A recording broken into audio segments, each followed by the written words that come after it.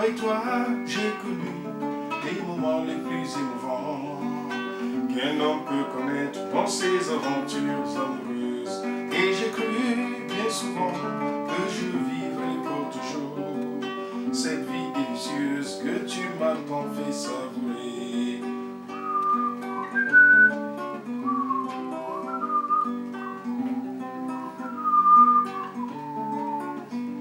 On s'était tant promis des choses merveilleuses, mais avec le temps qui passe, nous aurons tout gâché. Et cette belle mélodie que j'ai chantée pour toi, pour garder ton souvenir, oh ma belle, tu m'as déçu. Tu m'as tout donné, tu m'as tout repris. Écoute mes doléances avant de t'en aller. Tu m'as tout donné, tu m'as tout repris. Écoute mes doléances avant de t'en aller. Tu m'as tout donné, tu m'as tout repris. Ouais. Écoute mes doléances avant de t'en aller.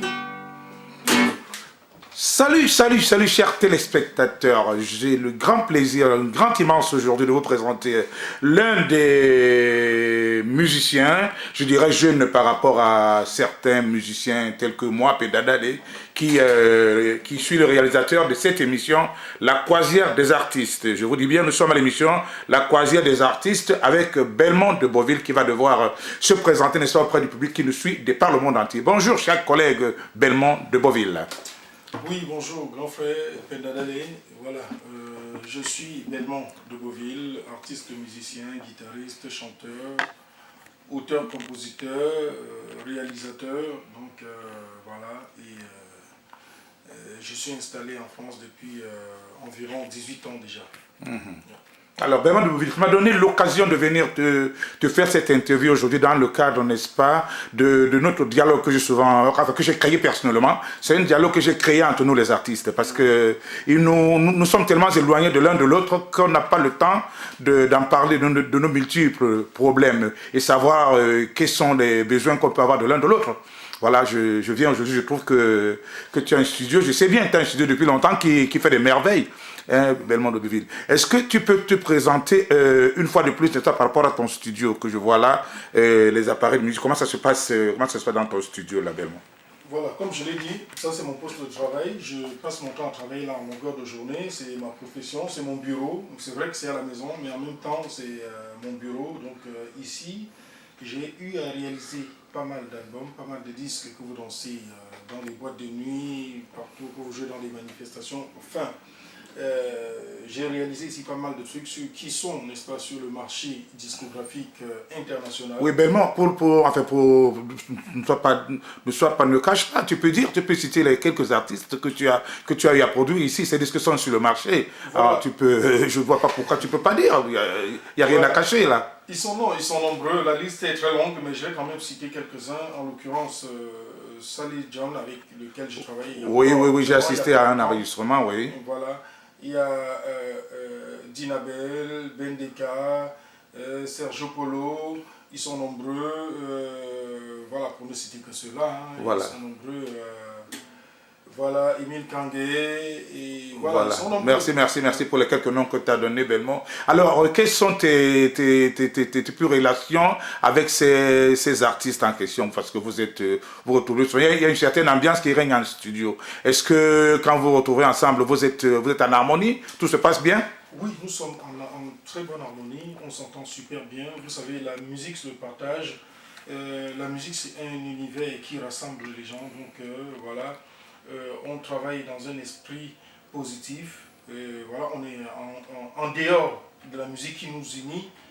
Sur le plan humain, on est de très bons amis, on s'entend très bien. Ce sont pour la plupart des grands frères que j'ai vus jouer quand j'étais tout petit, mais il y a entre nous cette sympathie réciproque que nous partageons, ce respect, et on s'entend super bien. Et en parlant, n'est-ce pas, de l'émission La Croisée des artistes, comme je viens de le dire tout à l'heure, l'émission La Croisée des artistes, c'est une émission, n'est-ce pas, qui nous amène à parler de nos problèmes. Est-ce que tu penses que La Croisée des artistes peut nous rapprocher plus et faire et nous apporter un petit plus quoi dans ce qui se passe déjà dans la pandémie qu'on a aujourd'hui? J'appelle pandémie parce qu'on a des petits soucis au niveau des disques qui ne marchent pas aujourd'hui au Cameroun ou bien en Afrique en général.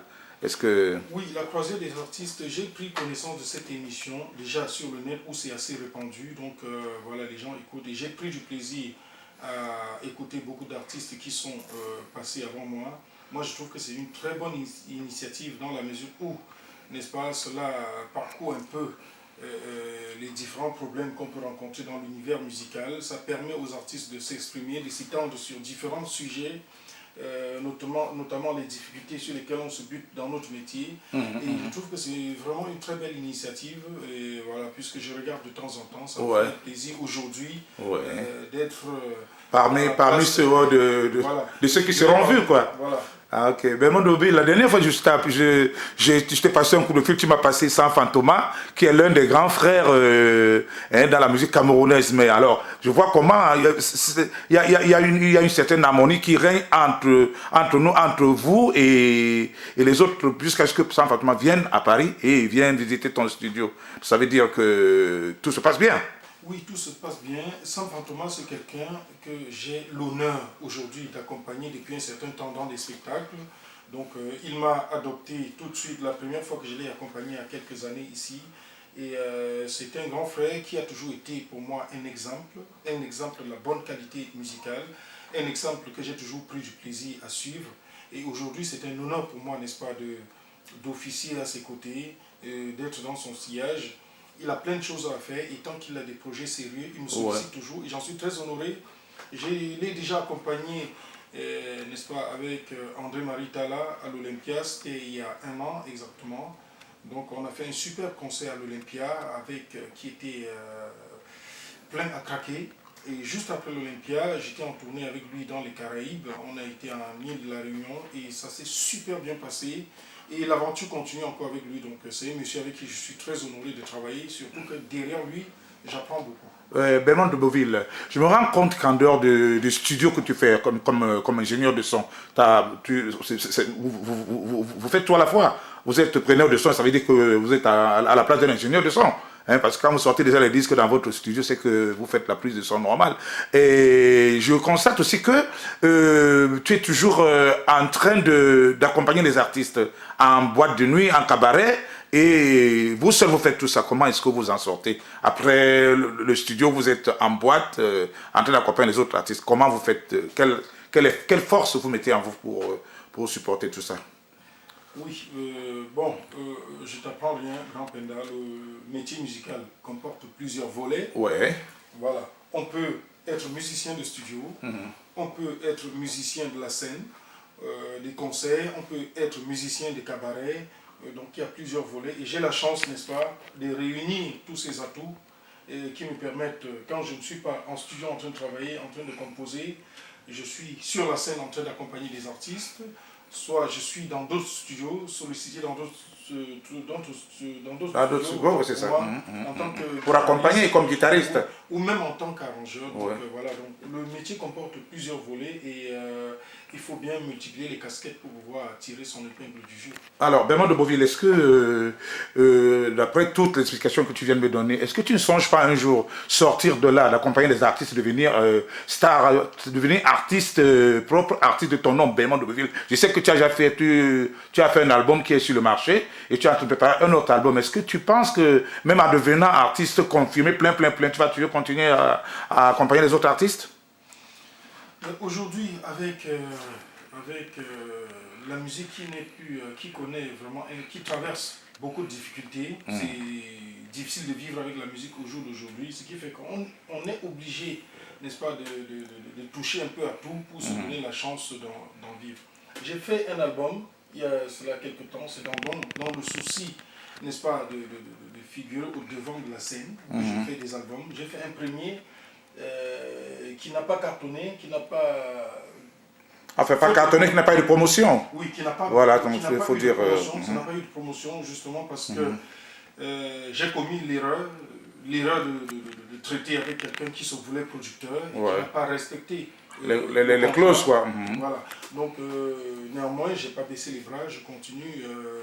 Je suis en train de réaliser un second album qui, n'est-ce pas, je me sais un peu des erreurs du passé pour essayer de corriger, pour essayer, n'est-ce pas, de conduire à bon port ce second projet. Donc, voilà. Je me plais bien à être un peu partout à la fois parce que ce n'est qu'à ce prix qu'on peut s'en sortir. Bernard de Beauville, est-ce que la musique fait vivre est-ce que tu vis vraiment de la musique? Est-ce que la musique te rapporte? Tu es fier de la faire parce que tu rapportes quelque chose, j'espère. Oui, tant que, voilà, je vais avouer que je ne suis pas riche, je ne roule pas sur l'or, mais au moins j'ai le minimum vital. Ouais, je peux subvenir aux besoins de mes enfants, de ma famille, en ne faisant que la musique. Donc je ne dors pas affamé, même si je n'ai pas un compte bancaire fourni. Donc voilà, je trouve mon compte, je m'épanouis très bien.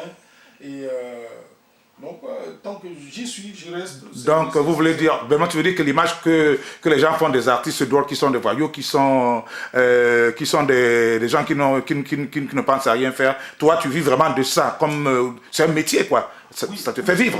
Oui, c'est un métier, voilà. C'est la seule chose que j'ai appris à faire dans ma vie. Et je vis de ça depuis des années. C'est ça qui m'a amené en France 18 ans plus tôt.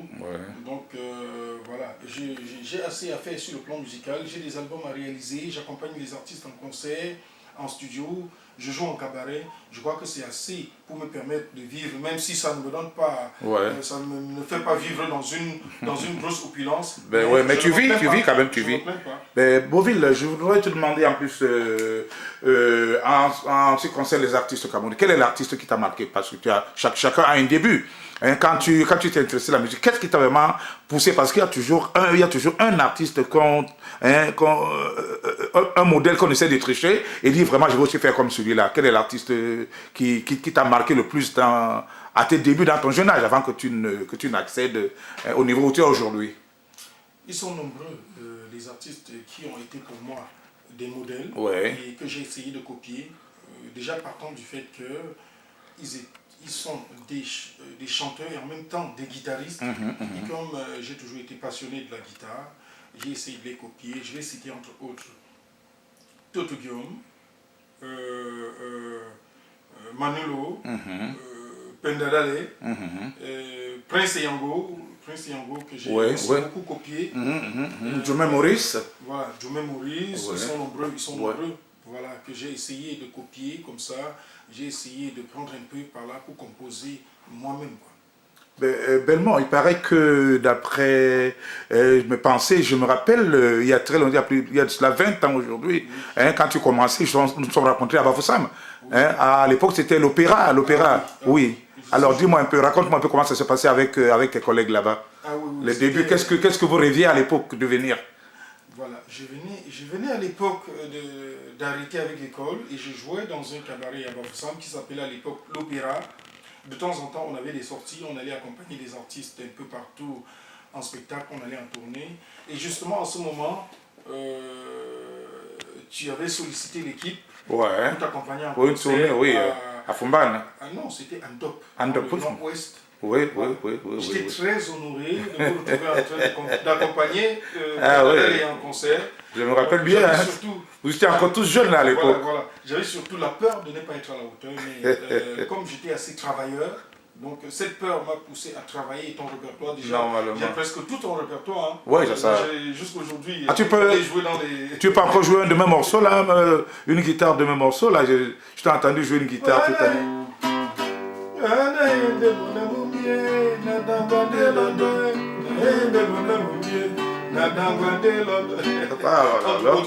Alors là, tu te rappelles encore bien, hein, ça c'est les guitares qu'on n'oublie pas aussi facilement.